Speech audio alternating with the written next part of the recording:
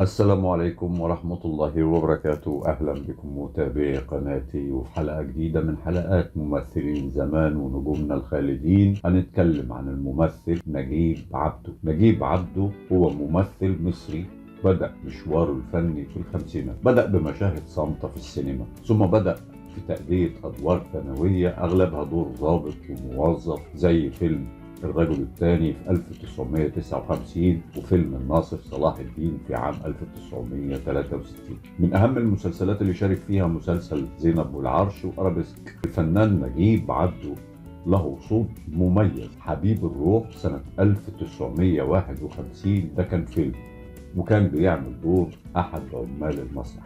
وفيلم الإيمان سنة 1952. وشارك أيضا في فيلم لا أنام عام 1957، والفيلم كان بطولة فاتن حمامة وعمر الشريف. الفنان نجيب عبده شارك في فيلم السابحة في النار عام 1959، والفيلم كان من بطولة سميرة أحمد وعماد حمدي وشكري سرحان. وشارك أيضا الفنان نجيب عبده في فيلم الرجل الثاني عام 1959، وكان بيعمل دور ضابط في الجمارك مع صلاح ذو الفقار ورشدي أباظة وسامية جمال. وفيلم الناصر عام 1963 كان بيعمل دور الحبر الأعظم. وشارك أيضا في مسلسل الأيام عام 1979، والمسلسل كان من بطولة أحمد زكي. وشارك أيضا في مسلسل ليالي الحلمية الجزء الثالث عام 1990. وأيضا في عام 1990 كان في الجزء الثاني من رأفت الهجان كان بيعمل دور الدكتور بسيون. وفيلم النصاب والكلب عام 1990. أولاد درغام عام 1993 كان بيعمل دور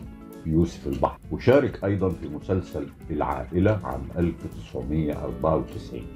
وفي مسلسل أرابيسك أيام حسن النعماني سنة 1994 كان بيعمل دور لطفي. الفنان نجيب عبده توفي في أثناء تصوير مسلسل أرابيسك سنة 94. اسمك بالكامل؟ انت امبارح بعد ما خرجت من المصنع رحتي فين؟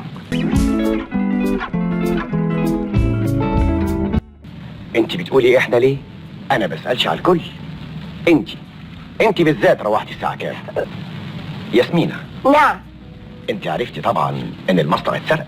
شوفي بقى، السؤال اللي اسأله لك تجاوبي عليه وبس. انت امبارح كنت موجودة في المصنع بعد العمال والموظفين ما انصرفوا، فعشان كده جبناكي نسألك. انا وبعدين وراح الكيس. لا يا بيه، المال حلال ما يروحش ابدا. انده لاسماعيل.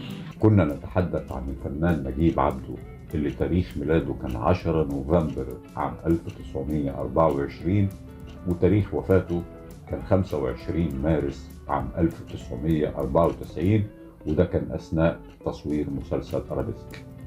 كنا نتحدث عن الفنان الراحل نجيب عبده وممثلين زمان ونجومنا الخالدين. أشكركم والسلام عليكم ورحمة الله وبركاته.